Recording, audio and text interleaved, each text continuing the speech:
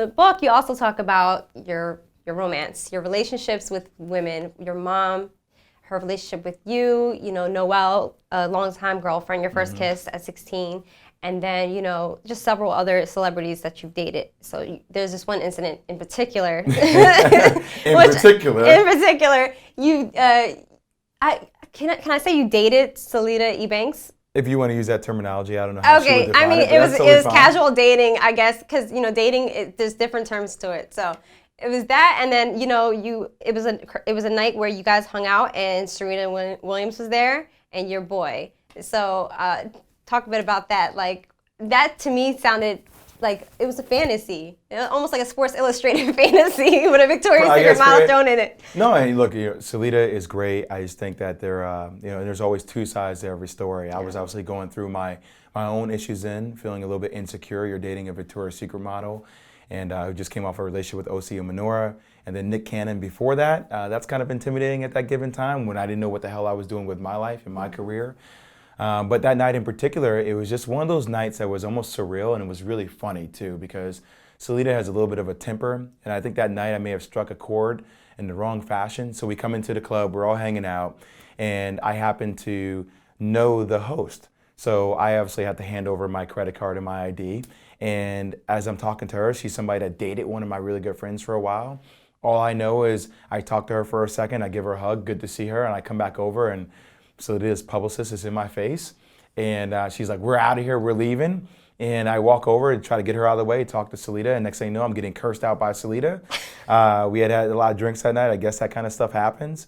And it's one of those epic moments, one of those epic failure moments for you and your friend, because you're with Selita and Serena and all these people, and it's about to be a great night out. And then they storm out, and Serena says, "I'm sorry," and she leaves.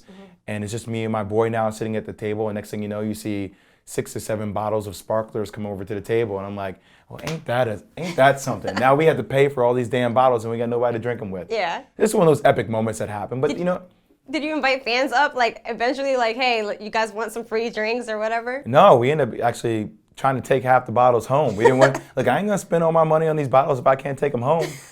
So, like, that's also life, and I think that's, trying to date people in the industry, and people think, hey, let me date somebody that almost does the same thing I do because they can understand the schedule.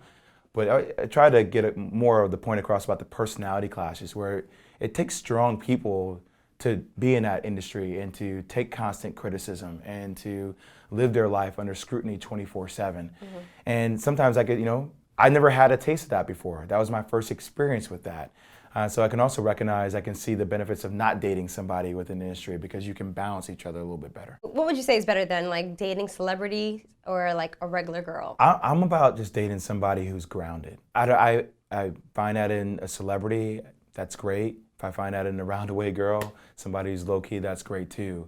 I think it's all about the mentality that you carry. Yeah. I think our industry is interesting because it makes everything on a first-class basis. So it's like, hey, can you just jump in a taxi with me and ride out? Like, do we always need to have, reservations set up and the best bottle of wine? Don't get me wrong, it's great to do that every once in a while, but maybe I want to take you to a hamburger joint, or maybe I want to take you to a bar and just wear a t-shirt and jeans and just kick it and be low-key. Not everything has to be this elite level of sophistication all the time. Yeah. Like, I'm low-key like that, and I think I need to find somebody like that. In the book, you said you realized a moment, like when you got your ball back from the bullies, right? And you were like, "This ball is mine," the kids that jump me all the time. Yeah. So you're like, "This ball is mine," and that moment was there a moment actually that you declared like, "This life is mine and not an accident"? Like, when was that moment? That moment was actually the moment that forced me to write the book.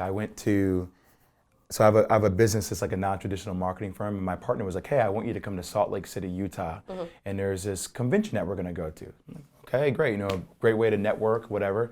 This convention was outside, okay? I had to live in a tent with my partner for like 3 days, which I wouldn't recommend to anybody.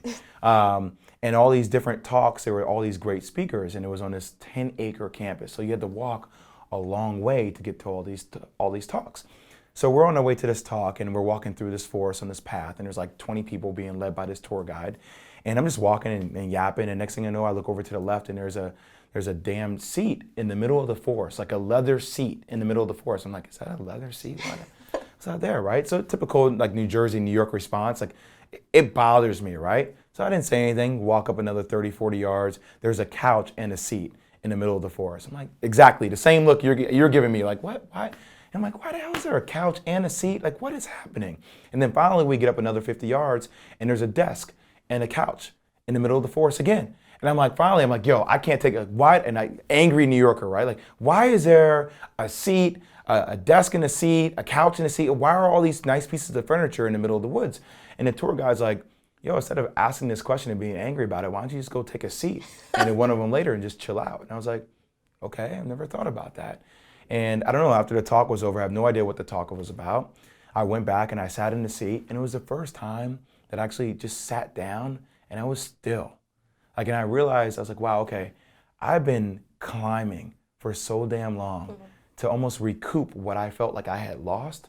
I've been playing angry against life, right? Climbing, looking at my goal, not even knowing what the heck my goal was. That was the first time I took the seat and I was like, wow, okay, I've came a long way. Like maybe I'm supposed to be in this seat at this given moment. Like maybe I'm supposed to be having these thoughts. Maybe all this was supposed to happen for a reason. And I don't know, it was one of those moments that it did click. I was like, I'm supposed to be where I'm supposed to be right now. And maybe I'm supposed to share my story to help other people realize that we may not agree with some of the things that have occurred in our lives, and we may fight against it for a long time. But if we look at it through a different prism, there's perspective in everything. But I wish he'd stop. I like Meek Mill, man. Like I'm not gonna. I wish he'd stop. Listen, I liked Meek Mill, but all of this shit is making you look bad, homie. Saying he used to want to be signed to Rockefeller, but then he turned into Jay. Oh yeah. I understand what he's saying, but you got to understand how that could be took. Yeah, you're taking a shot at Jay-Z. I mean, you could be taking a light shot at Jay. You're taking a shot at Jay-Z. And hip hop be like, nah, bro, you ain't Jay. Yeah. You're Drake, which is fine.